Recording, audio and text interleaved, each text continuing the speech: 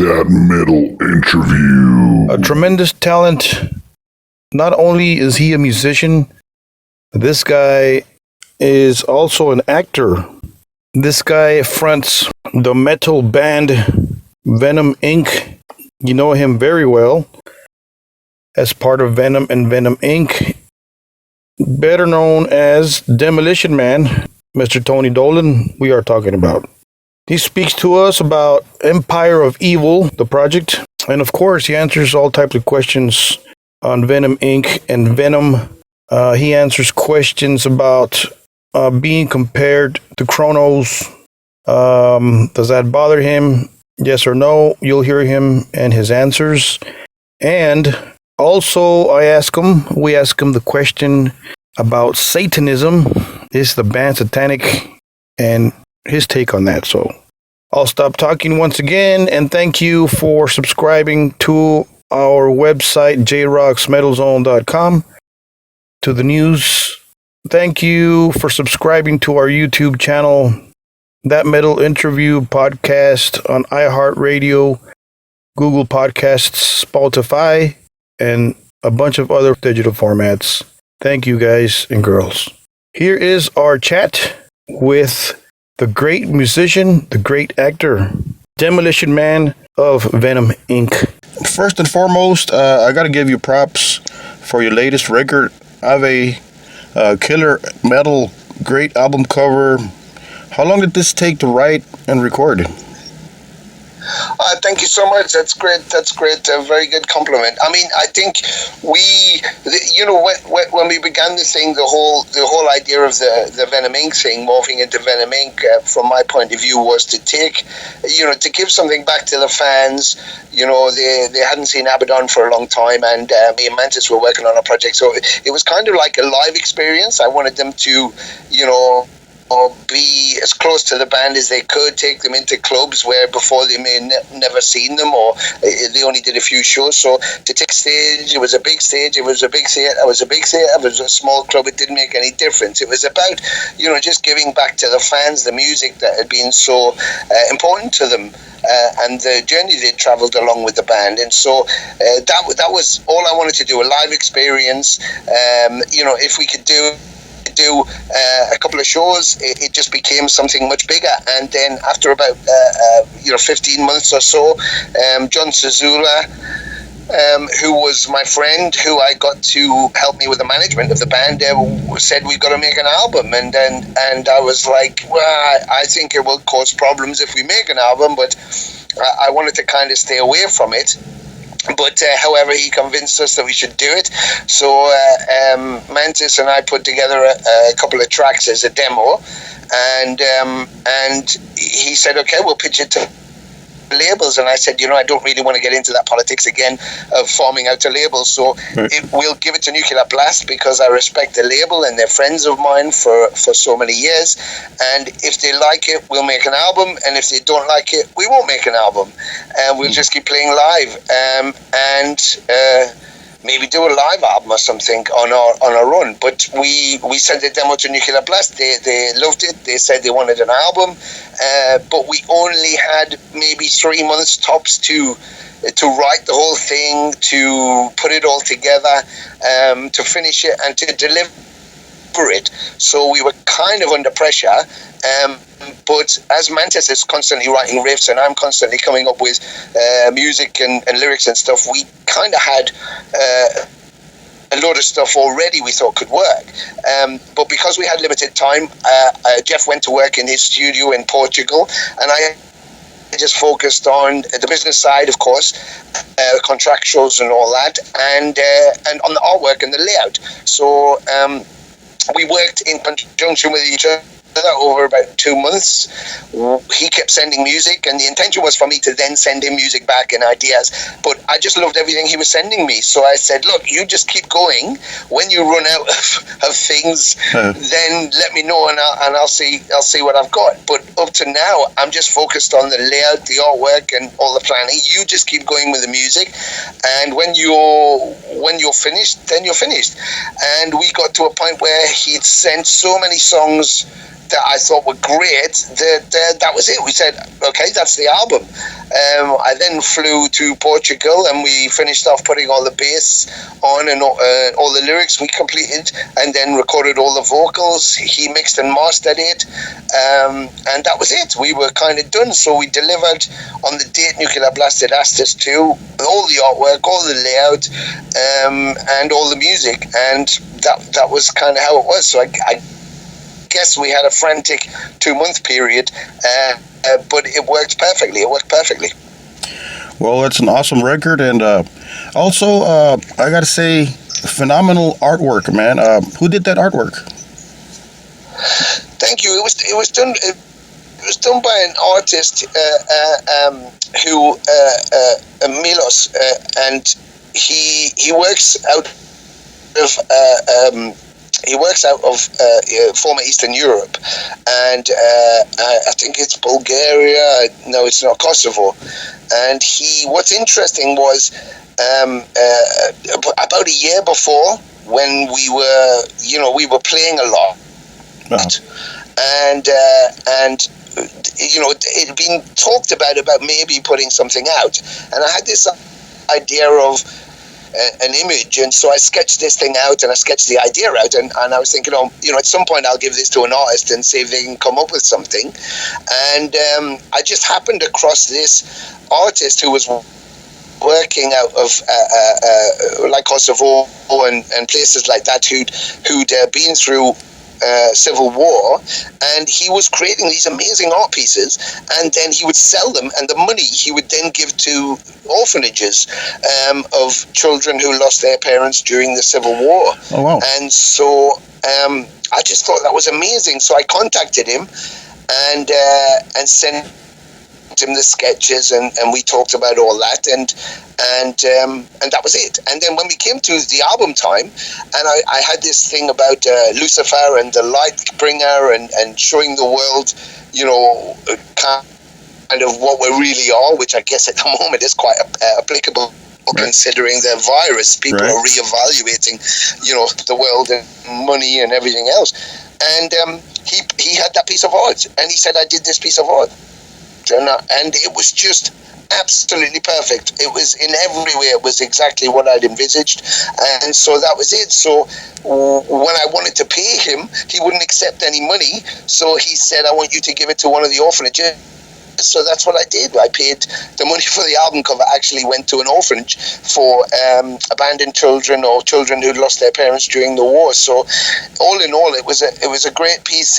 For me, it was symbolic about the album. It was symbolic about man and where we're going, or where we've come from, and just about humanity. It's seeing the light, being guided, and recognizing who we are. And on top of that, I managed to be able to pay for it by giving it to an orphanage for children who, can now at least have some kind of comfort and some kind of life. Wow, what a deed. Wow. It's a similar subject here. What do you have to say, or what's your take on people that label you guys as satanic, or, what is it? What do you have to say for that? I mean, I'm fine with it, No, that's cool. I mean, I think the thing is that, the original band, when Venom formed, they were looking for an angle. I mean, it was about looking for an angle. You had Kiss, for example. You had a demon vampire, a spaceman and stuff. They weren't really a spaceman and a vampire, and Peter Criss wasn't really a cat.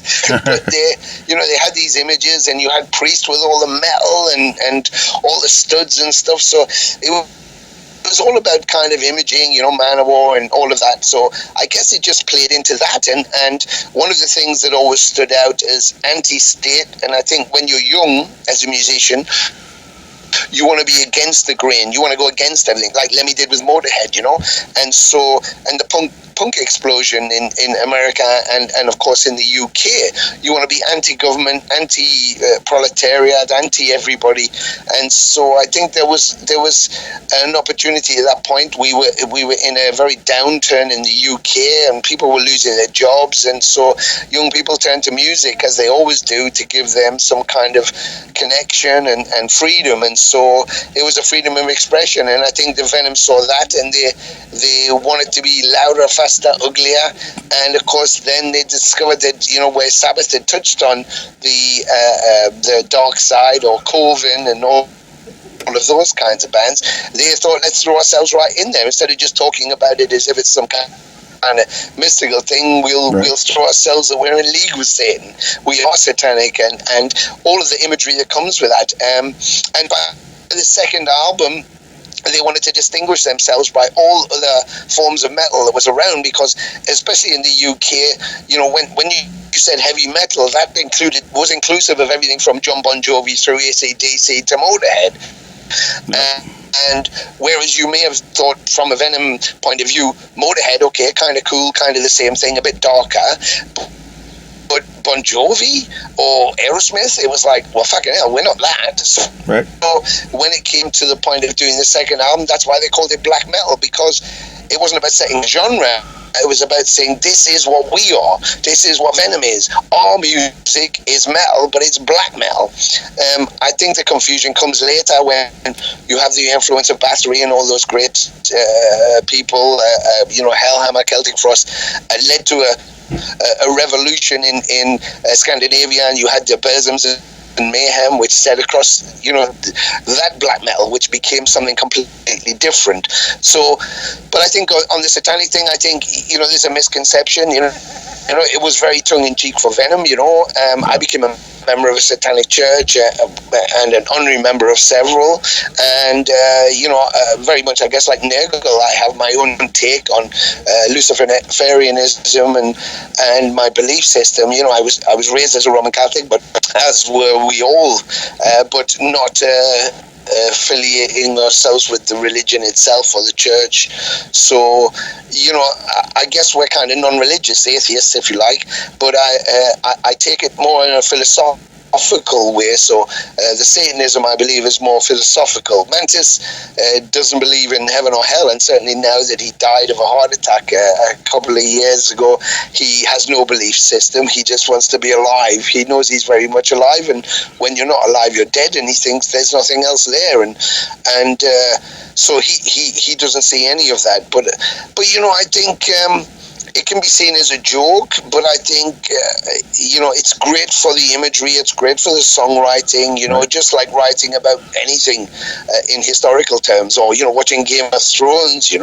It's fantasy, but it's also, it has some very reliability as far as connecting things.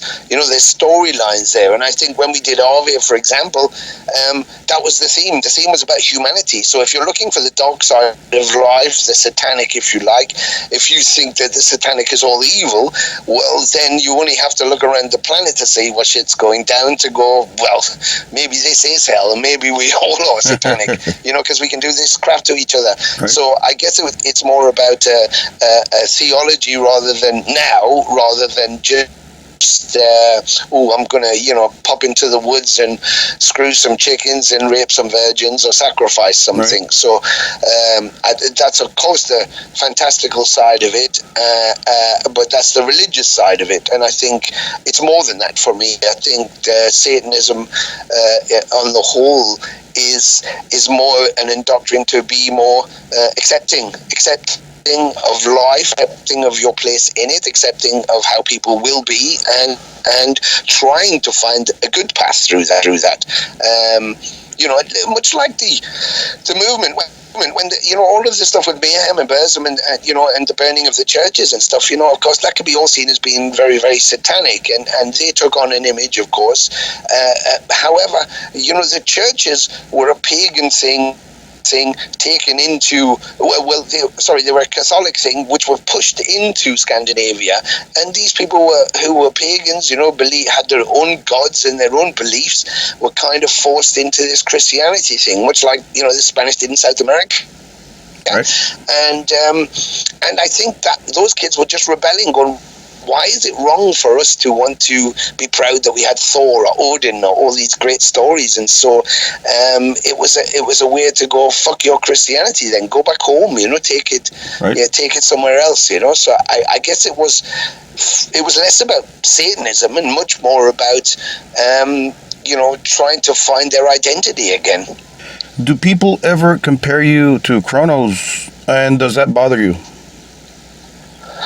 Well, there's always been that. I think sometimes people have been confused because a lot of the material that went out on some of the material, people assumed that it was Kronos and thought it sounds a bit different. Other people knew directly that it wasn't. And obviously, there's preferences for me and for him. And then there's people who like both, and there's people who don't like both, Right. like any band. But I think, Venom in particular had such a huge period of time, 3 or 4 years, where they had, the classics Welcome to Hell and Black Metal, and then some amazing singles, and they did some shows which people haven't forgotten. So there's a classic point, and I think it's like any band. I mean, Iron Maiden isn't the original band, Judas Priest isn't the original band, Kiss on the original band, blah blah blah. You can go on and on and on. Yep. So those points where the original band was together, and that's where they became famous and they broke through. Those are moments you cannot change. They will always be the stuff of legend and the best point of that band. Everything after will pale in significance to that. But only to people who were introduced to it at that point. If we've gone and played shows to 20-year-olds, 18-year-olds who, some of them came into Venom on Temples of Ice or Primeval or Wastelands, and they were totally unaware there was anything before it. So they're huge fans, and for them, those moments are Venom. Those are their Venom moments. Everything else is okay, but that was their moment. But to a fan who was around in 1982 and got black metal, or 1984 and picked up a War with Satan, for them, that is the best outline, and that is the best time. So that's just music. That's how it evolves, and that's how it is. So yes, there's lots of opinions, but it depends on how old you are, when you were born, and what you liked in the band. You could love those early things and the chaos, and or you can find someone who absolutely didn't like the band at all, and that was not what they liked, who then came in later when the band was more developed and liked it then. So I don't think it bothers me so much. I mean, he always has stuff to say about me and shrugs it off and says bad shit, and Abaddon does the same thing, and some fans do it, and it annoys you because you just think, oh, shut up. Fucking shut up and just Right. get on with it. But Yeah. I think at the end of the day, for me, as I've always said, and I have always said it, and it's not to appease anybody, it's the absolute truth. I think Venom was very important, just as much as I think Motorhead were, or the Sex Pistols were, or Sabbath were, the Beatles or Elvis. And I think Venom were very vital to that point. And look what happened after Venom. They broke through a wall, before anybody else. There was other bands around being extreme, but they broke through the wall first, and everybody saw that it was possible. And that's what was so brilliant about it. That other bands could then say, the Metallicas and the Slayers and the Exodus Testaments and Chuck Schuldiner and everybody could then see it was possible for this kind of music to exist alongside everything else in the industry. And so that's what was vital. And I think, so for me, Kronos, me, whoever, it doesn't matter. Whenever you find Venom in the timeline, it could be the early stuff, it could be the late 80s stuff when I was there, into the early 90s, it could be Resurrection, it could be On Metal Black, or it could be the new stuff now, his last albums. It doesn't matter when you find Venom, as long as you find Venom. That's what I think is important. And what's brilliant about the band is it doesn't matter what album you find, you have shitloads of stuff before and shitloads of stuff after, which is layered with all kinds of great stuff that you can pick and choose from. And that's the legacy that's Venom, and it continues. And what I love even more now is that you have us doing what we do, me and Mantis, and you have Kronos doing his thing with his boys. I mean, the more is better, isn't it? I mean, that's great. It's not about competing, it's about giving you every colour of that rainbow that is Venom in every diverse way, as dark as it is, as light as it is, as funny as it is, or as desperately mean as it is. It's all brilliant, and you can have it all. So yeah, I in respect of that, I don't give a shit what anybody says about me in comparison or anything else. I'm me. I was always me. I never tried to be anybody else. And I was the Demolition Man before I was in Venom. I was a Demolition during that time, and I was a Demolition afterwards. And I'm still the same guy. So I don't need any kind of false egos, and I don't need any kind of rock star shit or any kind of made up imagery to give me any a perspective for anybody to look at me and think, oh, you know, he's this or that, he's other. It's like, I'm me. That's what you get. What you see is what you get, and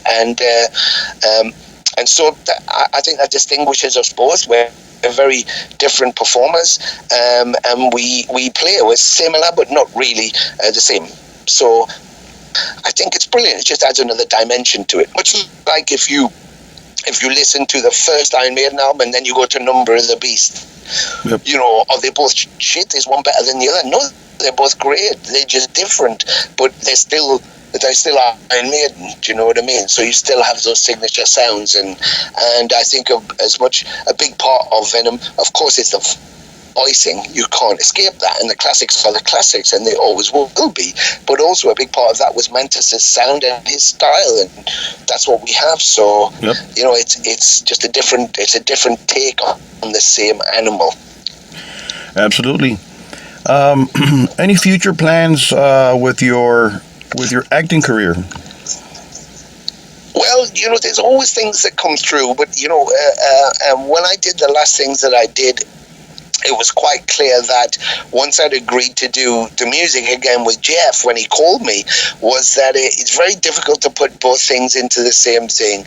The first tour we did into America, I had a huge voiceover job, which was worth, you know, several, $20,000 or $30,000, and I lost it because we were doing shows and I had to try and squeeze it in.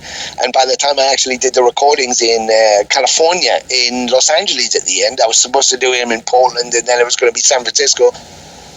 Ended up being an overnight drive after a show I did to get to a studio in Santa Monica. My voice was so fucked that it was just I'd spent 6 or 7 hours before the show in Los Angeles doing it, and I lost the job because they just said your voice is fucked, and I was like, sorry, I've been playing shows. So I decided then that I couldn't do both things, because if you do a TV series or you do a film, you know, it takes several months. So yep. It's a lot of time to take away. And if you're touring as a band, you want to keep that going, the momentum going from shows, plus then you want to record. So it was quite clear that both of them couldn't work. At the level I was at, both of those could not work at the same time. So I had to make a decision, so I chose the music. And so far, I've had several scripts for bits and pieces of things, and I've done a lot of voiceovers. I do a lot of those, which are great and profitable, but I can't really focus on a theatre job or doing a movie or something, because it means the music has to be on hold.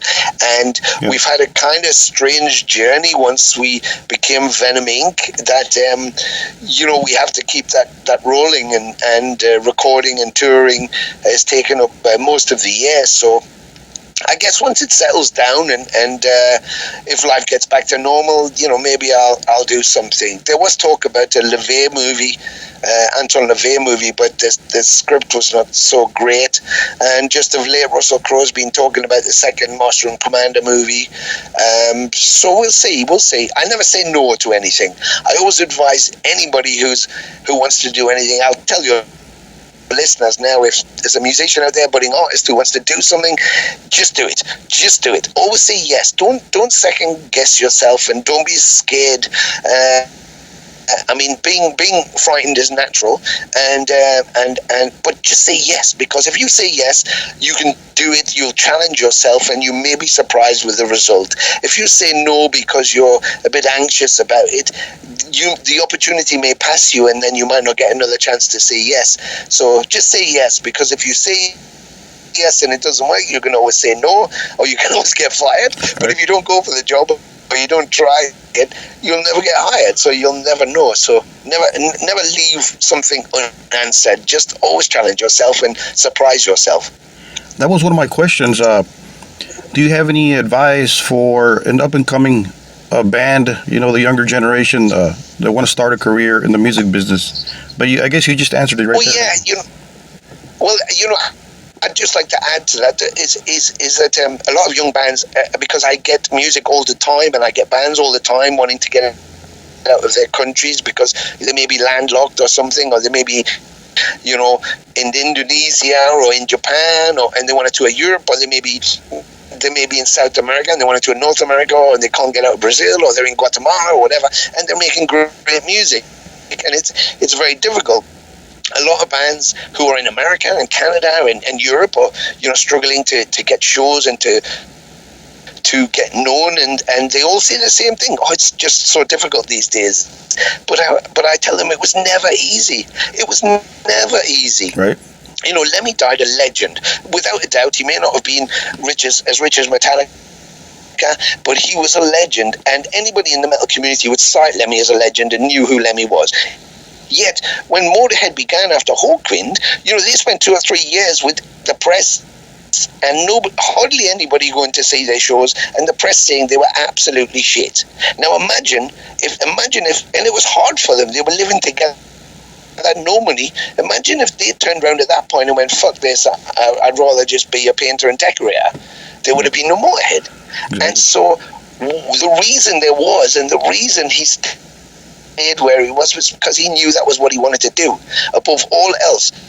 So he would sacrifice relationships, he would sacrifice money, he would sacrifice a regular life just to do what he knew he wanted to do. So that's all I would say to any budding artist, any young band. It's never easy, but if you think that's what you want and that's who you're going to be, then you just stay and do it. You do it, because Metallica didn't just become Metallica overnight, and they may be palatial now, and Laws may sell $1 million paintings like they're just bread, but there was a point where they were just a band living at their mom's, playing in their garage, and they were sleeping in vans and getting drunk and just working as hard as they could, and they never stopped. And in the end, if you want it, you'll get it. So just have faith in yourself, believe in yourself, and just keep doing it. Just keep doing it. The harder you work, the more you get. It's too easy to give up, but when you do give up, then you know you were never meant to do it in the first place. So if it is you, if you believe in yourself, and that's what you really want more than anything else on the planet, do not fucking stop until you get it. Very, very cool advice. Thank you.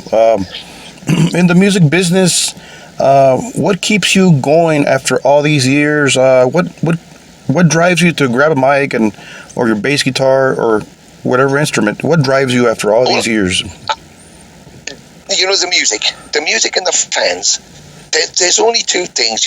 About 2 or 3 years ago, or maybe longer now, when we began in Empire of Evil, I said to Mantis, to meet all the fans that he could. And he's kind of a shy guy, and he doesn't always want to do any of that, but to his credit, that's what he did. So he would be tired, he would be sweaty, he would just want to sit down and be quiet, but he would sit and talk to fans. He would go and take pictures, he would sign albums, he would do everything, because I wanted him to realize what he had created and how much of his just playing music he gave to people, what he was giving to fans, and I wanted him to hear their stories and to realize, how influential just doing some music could be. And once you make that connection with fans, you realize that without the fans, there is no music. And very early on, I'd done a statement where I said, it's about, the fans. The music is the fans now.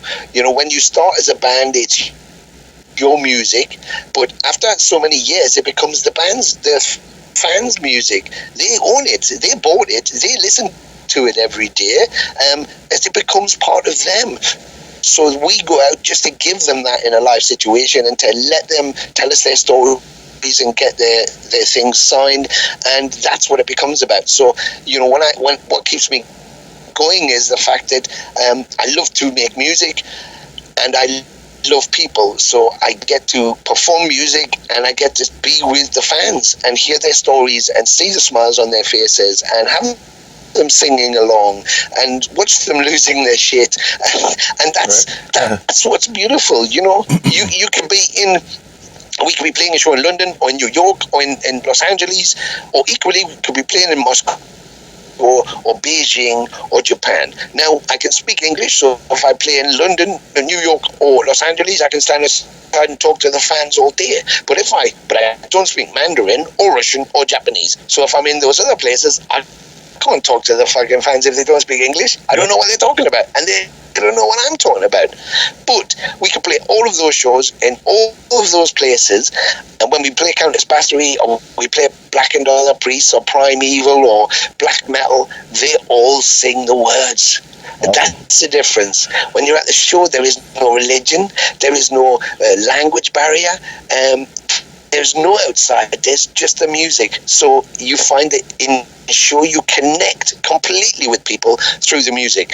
That's what keeps me going. That's what keeps me picking up the bass and standing at a microphone and not eating for 4 days, not sleeping for 10 days, not showering for 20 days. That's what keeps me going. The people. It's like the most purest form of connection you can possibly have for a musician, and it will drive me until I can't stand up. Absolutely. Any future plans with Empire of Evil?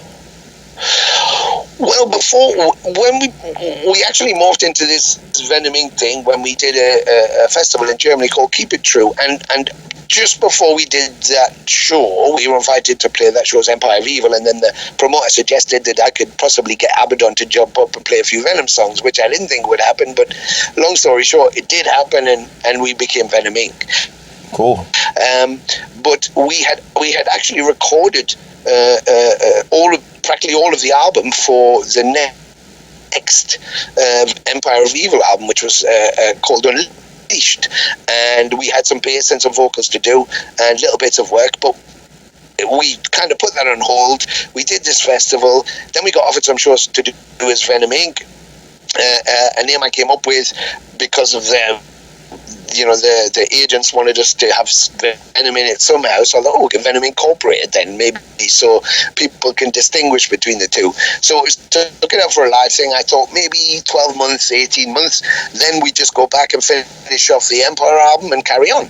But of course, that didn't happen. So the Empire album has sat there for quite a long time. And when we did Dying Flash, on Arve was actually an Empire song that had been sitting, waiting to be finished. And we just liked the song, or Jeff really liked the song and wanted to put it on, so we played it to John Sazula, and he loved it, and we went with that song. It was very different, but of course it was Empire, not a Venom type of song, but it worked, and it worked with the theme of the album and everything else. But I think the albums then, we definitely have discussed it many times. We want to go back and complete the album. It may be slightly different now, but it's very different to what we do with Venom Inc. So who knows, we will go back and complete it while we have some free time. And I guess if this virus continues for the rest of the year, we're probably going to end up doing it by the end of the year, I guess, while we're on lockdown. Why not? Right. How would you like to be remembered when we're all dead and gone? My father-in-law had died, and he was an actor, and he was a working actor, what you call. So he was well known in British television terms. People would see his face out and they'd recognize him straight away, but they couldn't remember his name or what they'd seen him in because he did so much. But he had a recognizable face. And when he died, he wanted to have on his headstone, John Ringham, actor, I made it. And I think I probably have something quite similar like that on my headstone. I think what I want to be remembered for is what I managed to do. You know, as a young man, I set myself a goal to have one record. I had a record collection, and I maybe had 20 albums. That was all I had. And I went out and bought myself a plain white sleeve, and I created a cover, and I put it in amongst my records. And then every day when I was going to listen to some music, I would flick through them, and then I'd grab the cover, pull it out, and think, oh, that's my album, and put it back in. So my goal was to make an album, and I superseded that a million times. Awesome. And then I wanted to do a TV show. I had a friend who was working in television. I thought, I'd love to do a TV show, and I've done many. And then I thought, wow, that was so much fun. I'd love to do a movie, just a movie. And of course, I've done 3 or 4. So I guess the thing is, I've always set my goals that I can attain them, you know. And I used to do the lottery, and then I used to think, actually, if I wanted to be a millionaire, I guess I would just be a millionaire, because millionaires are millionaires because they want to be millionaires. But if you want to be a millionaire, you have to be prepared. It sounds nice while you're sitting in your life now and think I could do with the extra money. But to become a millionaire through what you work at means you have to sacrifice everything. Friends, family, you know, you have to become ruthless, and you have to, your whole focus. And you may become a millionaire if you're lucky to inherit money when you're young, but it may take you a lifetime to become a millionaire. And then you're an old person. Then what? I mean, then what? Right. You've got loads of money, but you've sacrificed everything else for it. So what I did was I set my goals that I could attain them. So always my targets were within my reach. So I guess I would simply think that I succeeded in what I wanted to do. You know, I don't measure my success against anybody else's. I just measure it against my own. Did I want to make a movie? Yes. Did I do? Yes, I did more than one. Did I want to be on TV? Yes. Did I get on TV? Yes, more than once. Did I want to make this? Did I want to record an album? So, set your goals for yourself. So I guess at the end of the day, it would just say no regrets, because I always promised myself when I was young, I didn't want to be sitting on a porch with a pipe at the end of the day with grandchildren around me going, did you ever do this, grandpa? And me saying, I wish I had. I'm never going to use that phrase, I wish I had. If I want to jump off a bridge, I'm going to jump off a bridge. If I want to jump out of an airplane, I'll jump out of an airplane. I'm never going to wish I'd done something. I'm going to do it. And that's kind of how I move forward all the time. After all this virus thing passes over, hopefully it does, what's the future of Venom Inc? What's next for the band? Well, yes, I hope it does too. I hope everybody's safe, and I guess we don't know, we can't work out between the bullshit and the reality, so we just got to be as safe as we can and get through it, and some of us aren't going to make it, but a small portion, fortunately, even though one death is too many. But I think more have died in wars and shootings, so it's just how it is. But I think most of us will get through. It'll be a different world when we come out the other end, so I think that's going to shape a lot of things. People will reevaluate, like Jeff did when he died for 5 minutes and come back to life. And when we talked after that, he just reevaluated what meant something to him, because he realized that it could end just like that, and then there's nothing. And so I think people are so scared by the minute and confused by everything, but they're also realizing that the world economy stopped, and that the whole world has stopped for a minute. We've all paused, and you've got clean skies over Los Angeles for the first time ever, and New York and London, no smog, and things are coming back to kind of as they were, but then we've got this horrendous virus that's taking people's lives, and people are terrified. But it makes us realize and reevaluate that we are just beings on this planet, and we could be distinguished quite quickly,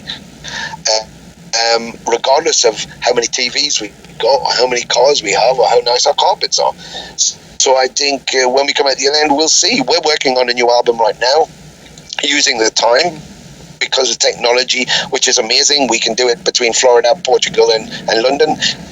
So it's great. The stuff's going really, really well. We had a timeline for release. Obviously, we're just going to change that now and just take our time, because, you know, the world's on pause. So that's brilliant. We'll just create as much music as we can. And the moment that we can see through the forest and it looks like we're coming into a clearing, we'll get the album out and we'll get out there. Like, I think every band is dying to just get out there and play. Right. And I think there'll be a kind of a surge of fans, that everybody from the simplest country band or trumpet player to the biggest rock band are going to have full shows, because everybody just wants to get the fuck out of the house and go and have some fun. Right. So it's going to be amazing. But we'll launch the album in the middle of all that, so we're ready to go. I mean, with the album, like I say, we're recording, but we've over-recorded tracks, because we've got something kind of special with the next album. So it's quite exciting, and this actually pausing time has helped a bit, because it means we can really focus on putting together a really fantastic package, rather than trying to put something together and missing something out, you know. So yeah, we're just rescheduling the dates we had, the festival dates and the tour dates, and you know, taking a wild guess, and hopefully by the end of the year everything will be more or less in a state where it's balanced, so we can travel around the world. Because you know, you're traveling is a problem, but you think, okay, well, you can't go to France, or we can't go to America, or we can't go to there, but it's like, all right, now we can't go out of our house, now we can't even see our family, now we can't see our friends. It's like, oh my god, what the fuck's going on? So, you know, hopefully we'll bear through all that. You know, from every country we have genius scientists and genius, incredible workers, frontline workers, from firemen to policemen to nurses and doctors. It's like, you realize how incredible these people are. You know, food workers, people who work in, you know, Walmart, and delivery drivers. Imagine the fucking shit we'd be in if we didn't have truck drivers. Right. You know, those guys that are always taking over the motorway and blowing their horns. You think, oh, fucking asshole, and then you think, shit, I'm so glad they're there now, because we need them. Yeah. These people are vital, and I think we're starting to realize that you know, these people are the blood that feeds our whole world, and how important they are and what they do, you know. So the next time one of them complains that they're on minimum wage and say we should be on maybe $15-20 an hour, everybody's going to go, yeah, you fucking should. Yeah, you should. There won't be any arguments anymore. So, which is good. You deserve it. I mean, thank God for them all, and or a God, or your God, or whatever. But that was a term rather than a religious meaning. But you know what I mean. It's just like, wow, the fact that these people are prepared to do that is like, you know, I imagine it's the same thing. A young guy or young woman who puts a uniform on and flies into a war zone. You know, I've got the same respect for a doctor and nurse at the minute walking into a hospital that's got this coronavirus. It's like, wow, you know, they've got families and everything else like we have, but they're going in there to save people, or try and save people, or try and help them. And it's like, they're heroes. Wow, also. That's like, yeah, there's some heroes also. Absolute heroes, unbelievable. You know, it leaves you sort of speechless, innit? It's like I hope the next time there's a Vets Day that you see all the vets standing there with their uniforms, who sacrificed their lives for us, and you see them standing with doctors and nurses and municipal workers, and going, yeah, so did those people. You know, just remarkable. Awesome points and advice. Awesome. So there is a new Venom Inc. album in the works. That's good news, huh? Yes, yeah. I mean, so far I think we're up to about 24 tracks. You know, Mantis is still working because he's going to produce again and master in his studio. So he's basically he was writing music, and he's jotting his ideas down and stuff. And then I was composing at home in my little studio setup, and then sending tracks to him, and then he was redoing the guitars. And so he was redoing all the guitars. And then once we have all of the songs that we like, they'll all be traveling across to Mr. Kling, the War Machine in Florida, and then he has his own studio. He'll be putting all the drums down there, and then we'll get them back into Portugal, and I'll fly over and then put all the finishing touches with the vocals, and we'll finish off any lyrics. I have most of the lyrics done for the tracks, and Mantis is working on lyrical ideas, and we'll kind of compose everything together and polish it up, and we'll be ready to go. So it's quite exciting. And like I say, Alvia was a bit pressured in our time, and it was kind of a different album the way we approached it, whereas this one we've got more time, so we can, all three of us, but certainly the two of us are composing, but all three of us can have input into it, and it's just going to be so much richer. But already now it sounds so much heavier and so much more frantic, but hopefully still have that finesse to it as well, that hopefully people think Alvia had. And I said in a recent interview that, or a recent statement for Nuclear Blast, that if Alvia was good, this is going to be great. And me and Mantis, we never compare to anybody else. We only try and challenge ourselves. We challenge each other to be as better than we were, or as best as we can be, and that makes for a really exciting experience. And so we're very excited about the album and how it's going so far. So let's hope that everybody else likes what we like. Awesome. Well, good news for the fans right there. Any message you want to send the fans out there, the Venom Inc. fans, something you want to tell them? Yeah, well, obviously, first of all, I'm going to thank you for this opportunity. It meant so very much, and I appreciate your time, and thank you for having me on. Thank you. And for the fans, just thank you for supporting the band and supporting the music. If you find that you've been sitting on the fence and you're going, well, it's not this, it's not that, just forget all that kind of stuff. Let yourself go. You only live once, and music is music. You'll either like it or you won't like it. And so give yourself a chance. But if you want to experience something very powerful and great fun, then come see us on tour. But for you who are already in the Legion, and you guys who are already part of this whole thing, I just want to thank you for the support on behalf of myself and everybody that's been in Venom, everybody that's in Venom and Venom Inc. But on behalf of myself, I just want to say thank you for the support, thank you for the love, and we shall see you very soon. I want you all to be safe. To your families, to your friends, I wish you the best, and stay safe, stay healthy, and we'll see you on the other side of this virus shit, and see you soon. Thank you, Tony. Thank you for your time, and good luck on the record, and we'll hope to see you on the other side. Absolutely, we will. Please be safe, and thank you so much for tonight. That was great. Thank you so much. What an interview, what a chat. What a conversation. What a gentleman. Very honest and to the point. Thank you, Tony. Demolition Man. You rock. You guys rock, man. Venom Inc. Don't forget to pick up Venom Inc.'s latest album, Ave, A-V-E. A tremendous, tremendous effort and recording masterpiece, in my opinion. A-V-E, Ave, from Venom Inc. You guys should pick it up. It's out. It's out on digital format. You guys can pick it up, download it, stream it. Performed by Demolition Man, Mantis, and War Machine on the drums. Pick it up. Ave. On behalf of myself and everybody here at jrocksmetalzone.com, 24/7 rock metal and that metal interview podcast. Thank you guys and girls for supporting our format and our podcast. Thank you guys for downloading, streaming, and this and that. Thank you, and don't forget to keep it metal.